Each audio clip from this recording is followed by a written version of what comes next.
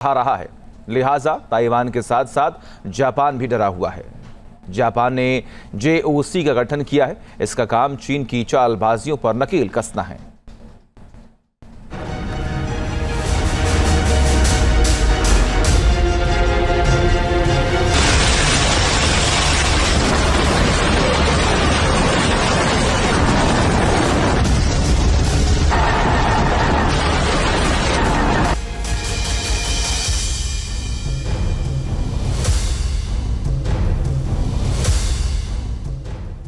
क्या ताइवान पर चीन आसमान से करेगा हमला?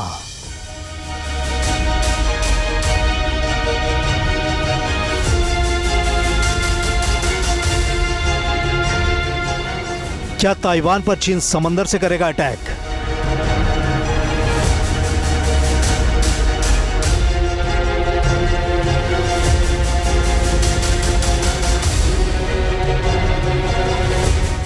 या फिर ताइवान पर चीन दागेगा परमाणु मिसाइल?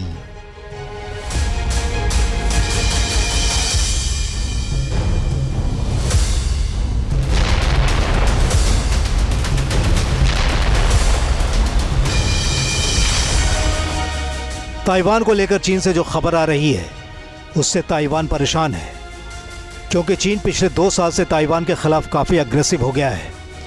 चीन की सेना ताइवान पर कब्जे की रणनीति बना रही है, लिहाजा समंदर से लेकर आसमान तक ऐसा किला तैयार कर रही है जिसको अमेरिकी हथियार भेद ना पाए। क्योंकि ताइवान पर चीन के घेराबंदी में अगर सबसे बड़ा कोई रोड़ा है तो अमेरिका है, क्योंकि अमेरिका ने ताइवान को ऐसे ऐसे विध्वंसक हथियार दे रखे हैं जो बेहद विनाशकारी हैं। लेकिन अब ताइवान को जापान का भी साथ मिल गया है।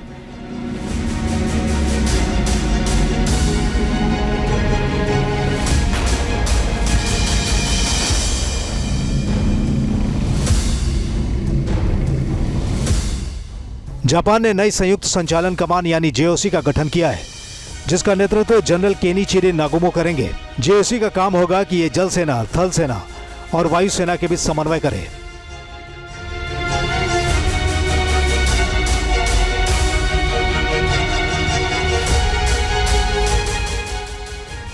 जापान ने यह फैसला चीन के बढ़ते खतरे को देखते हुए किया है, क्योंकि चीन जिस तरह से समंदर में अपनी पैठ बढ़ा रहा है उससे ताइवान की मुश्किलें तो बढ़ रही हैं, साथ ही जापान की परेशानी भी बढ़ेगी।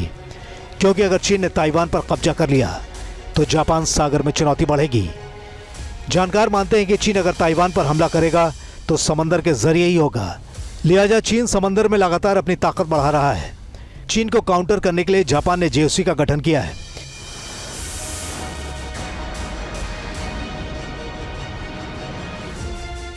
जापान की सरकार ने पहले ही स्पष्ट किया था कि जो नई कमान है यानी JOC ताइवान में होने वाले संभावित खतरे से निपटने का भी काम करेगी।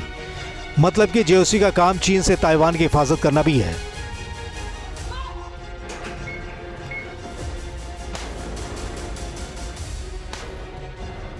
चीन किस कदर जापान और ताइवान जैसे देशों के लिए खतरा बनता जा रहा है उसे हाल ही में आई अमेरिकी रिपोर्ट से समझा जा सकता है।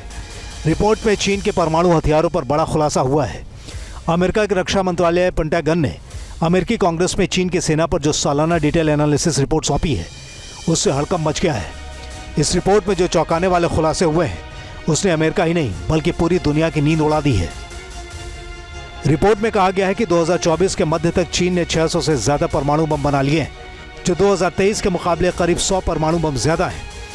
वहीं साल 2019 के मुकाबले चीन ने करीब 400 नए परमाणु बम बना लिए हैं। साथ ही इन परमाणु बमों को दागने के लिए 3 नए ICBM साइलो साइट का भी निर्माण किया गया है।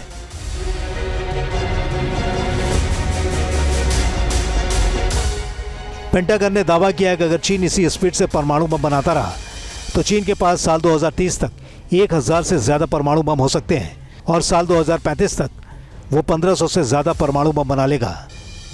यह भी खुलासा हुआ है कि चीन के पास 400 ICBM के साथ 550 ICBM लॉन्चर है, जिसमें साल 2023 के मुकाबले 50 लॉन्चर और 50 मिसाइलों की बढ़ोतरी हुई है। अमेरिका इसलिए घबराया है क्योंकि उसके पास 485 मिनटमैन 3 ICBM लॉन्चर है, यानी चीन के पास अमेरिका के मुकाबले 100 ICBM मिसाइल लॉन्चर ज़्यादा है।